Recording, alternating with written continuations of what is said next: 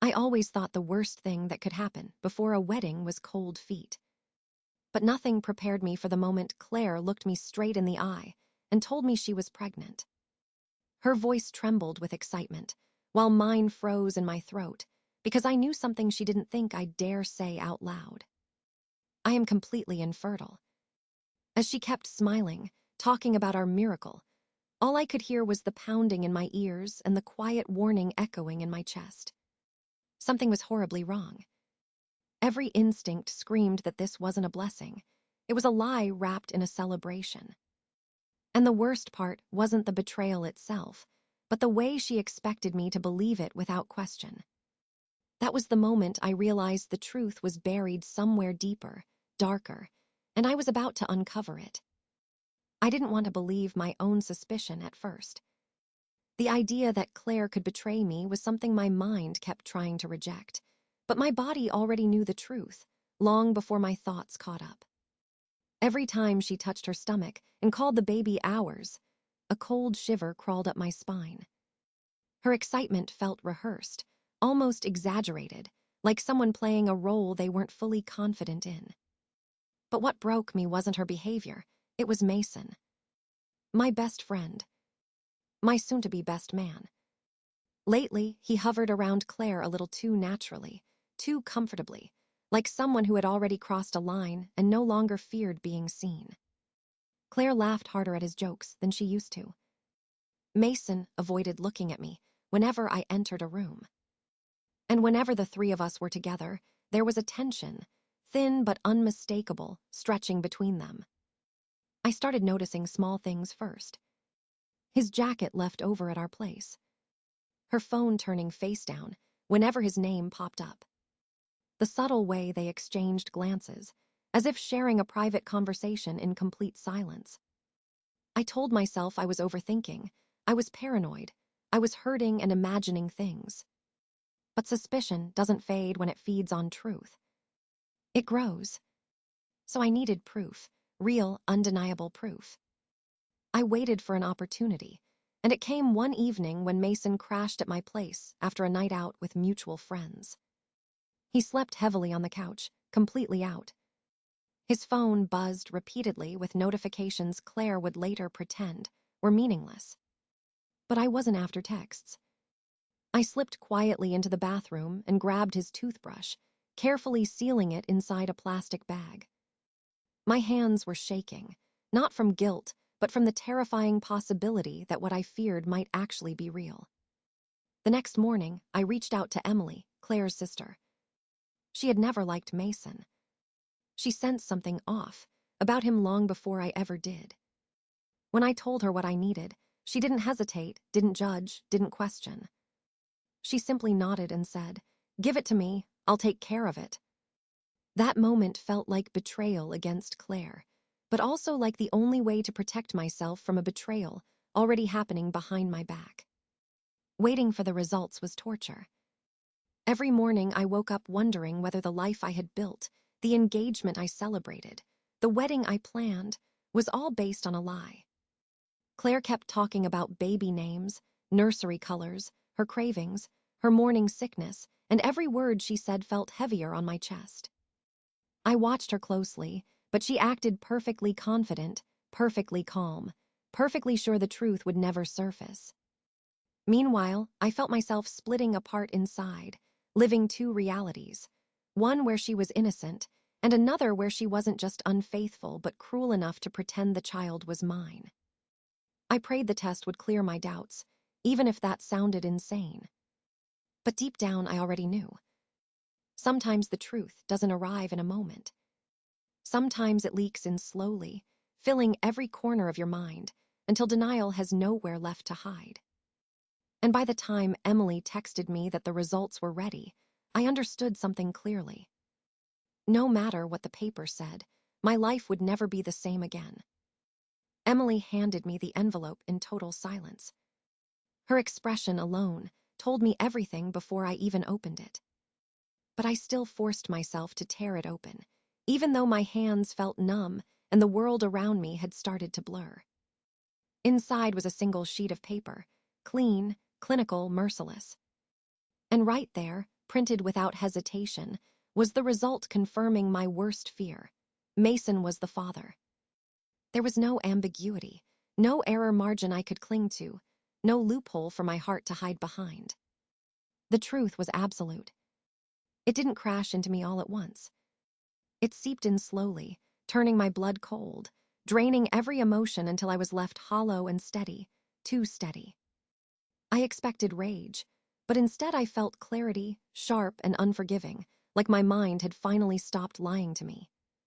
Claire had betrayed me not just with her body, but with her intentions. She had looked me in the eyes and told me a story she crafted with full confidence that I would never question it.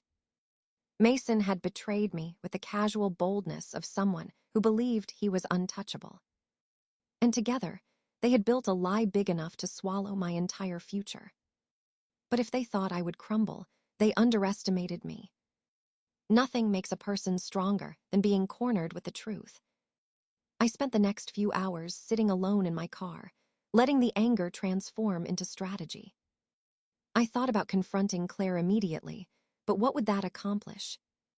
She would cry, manipulate, twist the narrative, blame me for doubting her. Mason would act confused or offended, pretending I was imagining things. No. I wanted the truth to pierce them publicly, in a place they couldn't escape from, in front of the people they cared about impressing. And then it hit me with chilling precision: Claire's baby shower. She'd spent weeks preparing it. Decorations, invitations, speeches, matching outfits, the whole performance. She wanted to be celebrated. She wanted to be admired, pitied, praised for creating a miracle. So that would be the place where the miracle collapsed. I began planning carefully, rehearsing exactly what I would say, imagining the moment I would hold up the DNA test and let the room fall silent before it erupted. For the first time in weeks, I felt calm. Not happy. Not relieved. But in control, something Claire had taken from me the moment she chose to lie.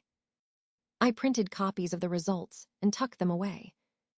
I backed up every message, every clue, every sign I had ignored. I prepared myself not just for the confrontation, but for the collapse of everything familiar. Then, as if the universe wanted to test me, Claire came home glowing with excitement, holding tiny baby clothes she had bought on sale. She pressed them to her chest and smiled at me as if nothing was wrong. As if she hadn't shattered the life we were supposed to build together. I nodded, played along, and let her talk. Every word she spoke strengthened my resolve. Every lie she told built the stage higher. By the time the baby shower arrived, I was ready. Not for revenge. Not for chaos. But for the moment, the truth would finally stop pretending to be anything else. The venue was decorated in soft pastel colors, the kind Claire always loved. Balloons floated overhead, guests mingled with cheerful voices, and a long table of gifts stretched across the room like a display of everyone's hopes for a future that wasn't real. I stood near the entrance for a moment, letting the noise wash over me, grounding myself in the reality that none of them knew what was coming. My chest felt tight, not from fear, but from the weight of the truth I carried in my pocket. Claire spotted me first. She rushed over, glowing with excitement, her hands instinctively resting on her stomach as if to protect the secret she believed was safe. She kissed my cheek and whispered, "I'm so glad you're here." The words almost made me laugh. Mason arrived soon after, acting more jittery than usual, avoiding my eyes with the subtle guilt of a man who hoped his sins remained buried. His girlfriend clung to his arm, smiling proudly, blissfully unaware of the storm about to hit her. I watched the two of them from across the room, noticing every stolen glance, every unspoken moment that made sense only now. The guests eventually settled down, gathering around Claire as she took center stage. Everyone cheered, congratulated, and praised her strength, her beauty, her miracle. I let it all play out. Every toast, every laugh, every carefully curated moment. Then Claire turned to me and said, "Ethan, why don't you say a few words?" I felt the room shift, dozens of eyes turning my way. This was it, the moment I had rehearsed again and again in my mind. I stepped forward, feeling strangely calm, like the world had slowed down just enough for me to breathe. I started by thanking everyone for coming, acknowledging their support, and expressing how much this day meant. People nodded, smiling warmly, unaware of the blade hidden beneath my words. Then I took a slow breath and said, "Before we go any further, there's something important I need to share." The room hushed instantly. I could feel Claire stiffen beside me. I reached into my pocket and pulled out the envelope. My entire life, I believed honesty was the foundation of love, I said quietly. But honesty means nothing without truth, and the truth is I'm medically infertile. A ripple of confusion moved through the crowd. Claire's face drained of color. Before she could speak, I held up the document. And because of that, I had a DNA test done. Silence fell like a hammer.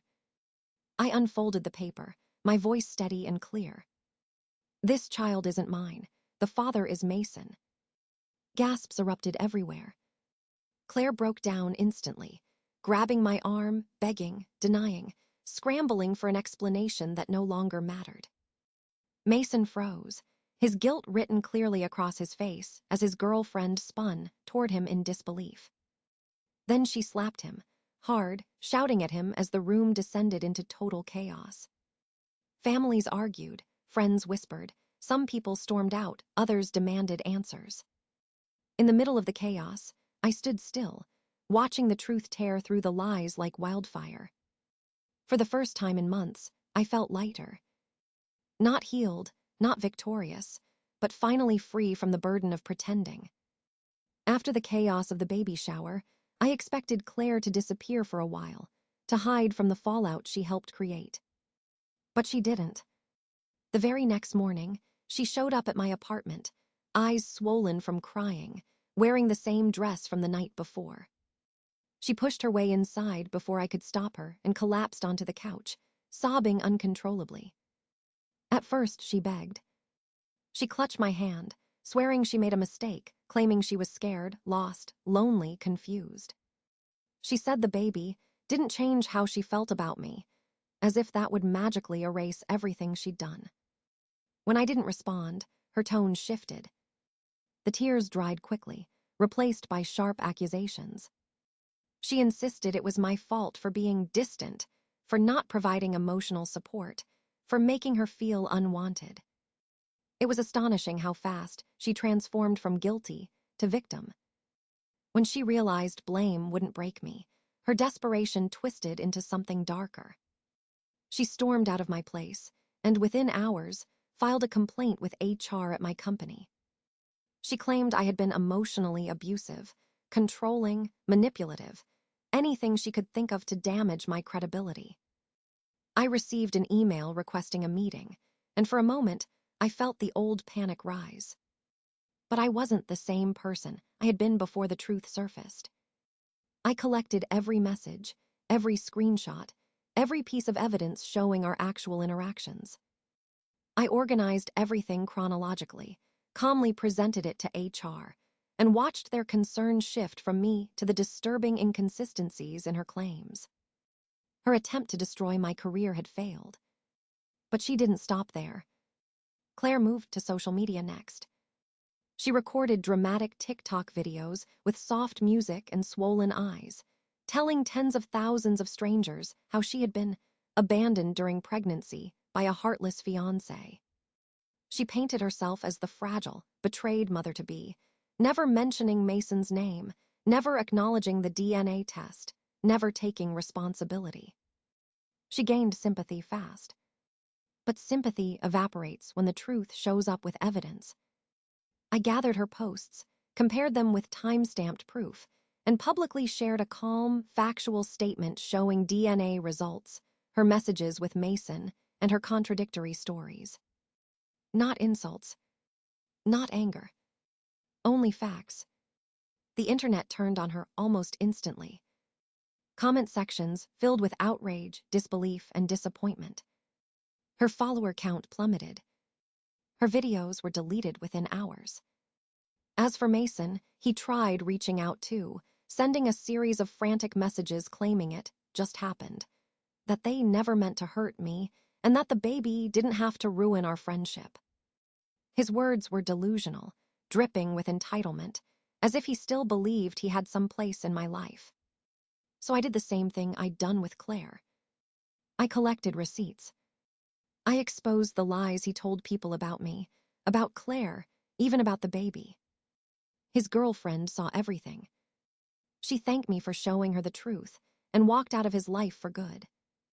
Claire and Mason expected me to crumble under the weight of their betrayal. But all they did was hand me the match. And I let the truth burn everything they built on lies.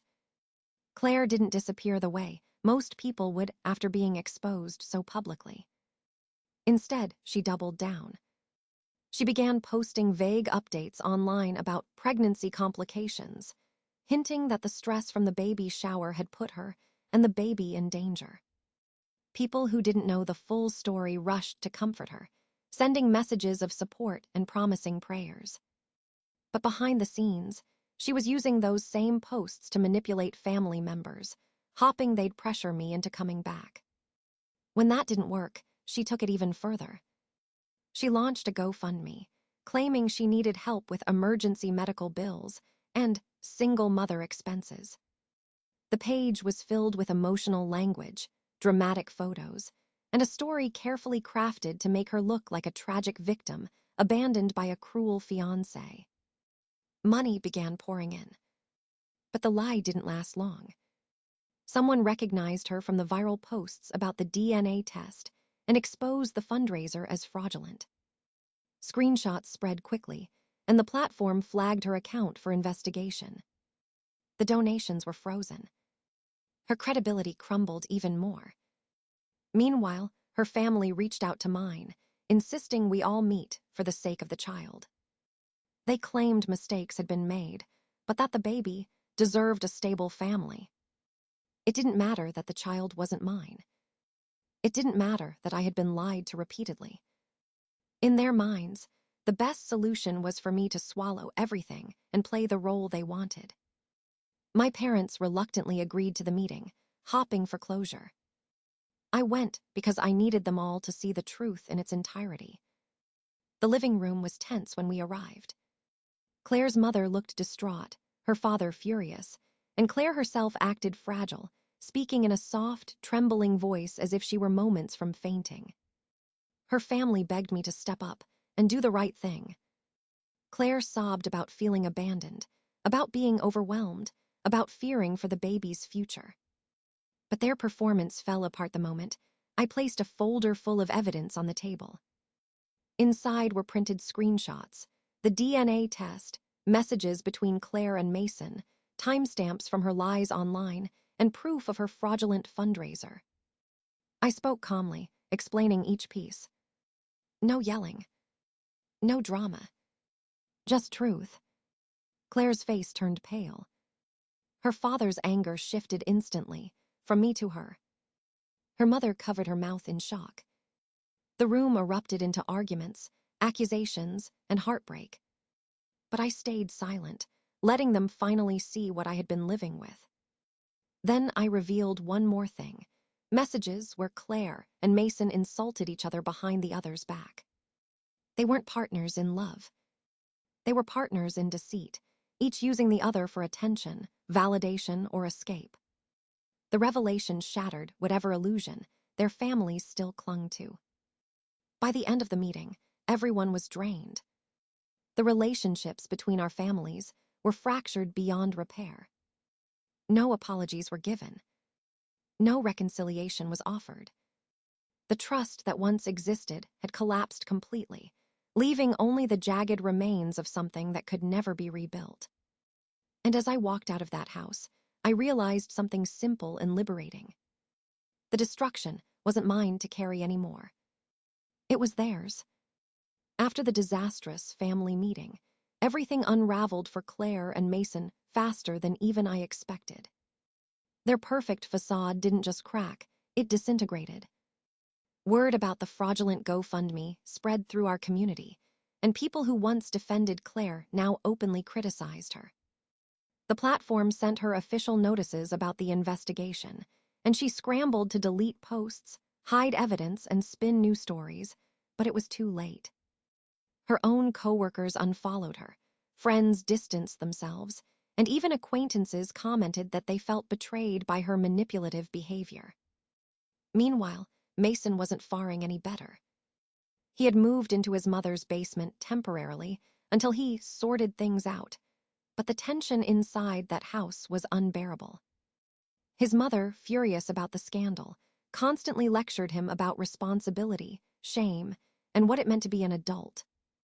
Claire moved in shortly afterward, thinking they could start fresh, but they were anything but united. They fought over money, over the fallout, over the baby, and especially over the fact that neither wanted to take full accountability. The arguments grew so intense that neighbors heard them screaming through the walls. Eventually, Mason's mother kicked them out, telling them she wouldn't enable their chaos anymore. With nowhere stable to go, they bounced between cheap rentals and friends' couches, leaving damaged relationships everywhere they landed. Claire's investigation escalated as more people came forward claiming she had lied to them for sympathy. Her workplace placed her on leave pending review, and some of her colleagues reported her for creating a hostile environment with her manipulative tactics.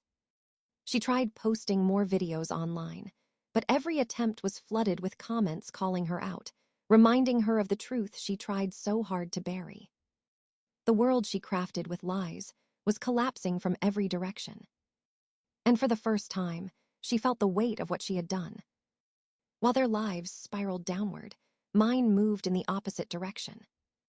My manager commended the professionalism I showed during the HR situation, and within weeks, I was promoted. The raise allowed me to move into a better apartment, a place that felt clean, calm, and untouched by the chaos of my past relationship. I filled it slowly with new memories, new routines, and a quiet sense of freedom. I spent time with family, reconnecting with people I had neglected during the relationship. They told me they were proud of how I handled everything, not with vengeance, but with clarity and strength. And eventually, I opened myself to meeting someone new. She wasn't flashy or dramatic. She was grounded, kind, and honest in a way that felt like a breath of fresh air. With her, I didn't feel the need to question every word or action. Trust grew naturally, effortlessly the way it should. I began taking care of myself, eating better, exercising, traveling, filling my life with things that mattered. The weight I had once carried, the fear, the humiliation, the anger, it all slowly dissolved. I realized the chaos had forced me to rebuild myself, piece by piece, into someone stronger and more aware of his own worth. And as I watched Claire and Mason burn through every bridge they touched, I felt no satisfaction, no triumph, just distance. Their consequences belonged to them, not me. My life had moved forward, brighter and cleaner than I ever expected it could be. For the first time in a long time, I felt free.